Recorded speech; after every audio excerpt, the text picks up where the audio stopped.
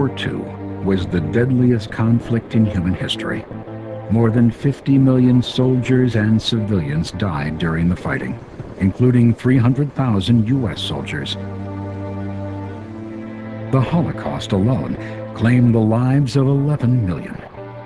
With the guns of aggression silenced, it was time to begin the long, slow task of rebuilding countries savaged by the fighting. In February 1945, 3 months before the defeat of Germany, Allied leaders met at Yalta in the Soviet Union to discuss Europe's reorganization. Other post-war plans were laid at the conference in Potsdam, Germany 5 months later. While touring the ruins of Berlin, President Truman expressed hope for a more peaceful time ahead. We're here today to raise the flag of victory over the capital of our greatest adversary. In doing that, we must remember that in raising that flag, we are raising it in the name of the people of the United States who are looking forward to a better world, a peaceful world, a world in which all the people will have an opportunity to enjoy the good things of life and not just a few at the top. Post-war Germany was divided into 4 zones, individually administered by the U.S., Great Britain, France, and the Soviet Union. However, distrust between the Soviets and the Western Allies escalated, ushering in a 50-year-long period of icy relations that would come to be called the Cold War. In 1946, an international tribunal tried Nazi leaders in Nuremberg, Germany. The first time in history, a nation's leaders were held accountable for war crimes.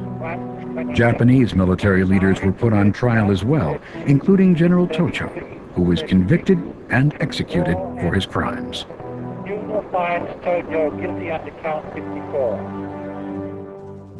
The closing months of the war also saw the birth of the United Nations, an international peacekeeping organization to succeed the League of Nations. After the war, Japan was occupied by U.S. forces, commanded by General MacArthur. He introduced economic reforms to the country, leading Japan's markets to become among the world's most powerful. And MacArthur restructured their political system as well, convincing Japan to allow suffrage for women and other basic civic freedoms. The United States was changed as well. The weakness of war-ravaged Europe and the growing threat of the Soviet Union led the U.S. to a new role as the world's leading economic and military power. Before his death, President Roosevelt expressed hope that those who followed could learn from the horrors of this terrible war.